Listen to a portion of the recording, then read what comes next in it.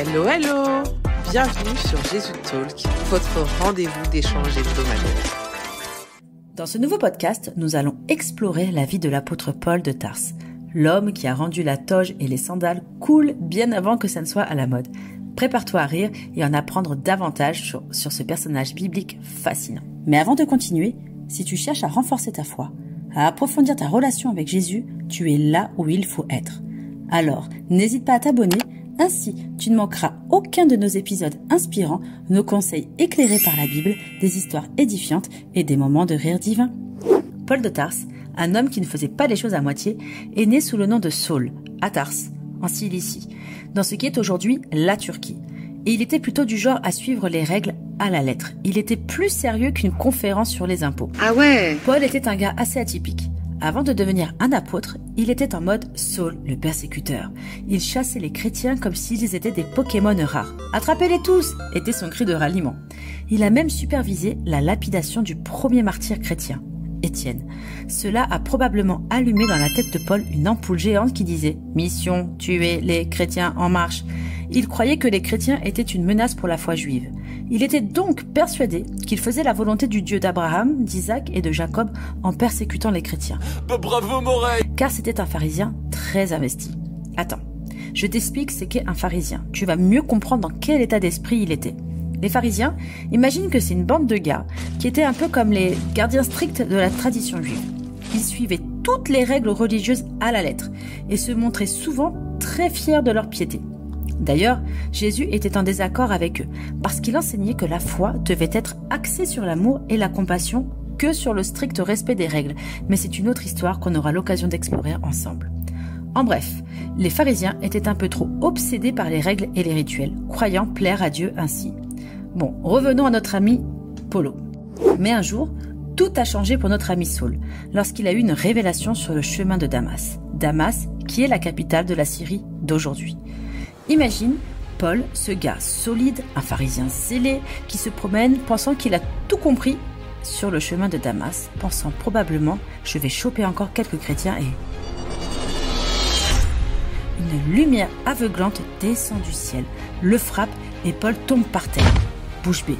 Et une voix retentit disant « Saul, Saul, pourquoi me persécutes-tu » C'est comme si Dieu disait « Saul, c'est moi que tu persécutes à travers les chrétiens. » Paul, complètement déboussolé, demande « Qui es-tu, Seigneur ?» Et la réponse « Je suis Jésus que tu persécutes. » Paul se rend compte que toutes ses croyances, toute sa vie, tout ce qu'il pensait savoir venait de voler en éclats en une fraction de seconde. Paul, cet homme qui était connu pour persécuter les chrétiens, se trouve soudainement à genoux, demandant à Jésus ce qu'il doit faire. Il est ensuite conduit à Damas, où il est laissé aveugle pendant 3 jours. Tu peux imaginer les réflexions qui ont dû se bousculer dans sa tête pendant ce temps. Oui, on fait moins le malin là, hein? Finalement, Ananias, un disciple de Jésus, est envoyé par Dieu pour guérir Paul. Il ne savait pas quelle rencontre incroyable eut Paul avec Jésus sur sa route. Il n'était pas présent. Il était donc en mode stress maximum à l'idée de devoir poser ses mains sur Paul et prier pour lui. Paul avait plutôt la réputation de découper du chrétien à ce moment-là, et pas de faire des accolades aux chrétiens. Mais Ananias obéit à la demande de Dieu, et Paul récupère la vue. Il se baptise et sa transformation est en marche pour passer du persécuteur des chrétiens en l'un des plus grands apôtres de tous les temps. Après cette rencontre divine avec Jésus, Paul est parti s'isoler pendant 3 ans dans le désert en Arabie pour approfondir sa relation avec Dieu. C'était un peu comme lorsque tu rencontres l'amour de ta vie et que tu veux passer du temps en tête-à-tête pour construire quelque chose de spécial. Après cette période d'introspection, Paul est retourné à Damas. Mais son retour à la synagogue a été un véritable choc pour les Juifs. Il a demandé la parole, s'est appuyé sur les textes des prophètes pour prouver que Jésus était bien le Messie attendu et qu'il était bien vivant. La colère a alors grondé comme un tonnerre menaçant et l'ont menacé de l'exécuter. Saul est devenu donc Paul, le super apôtre.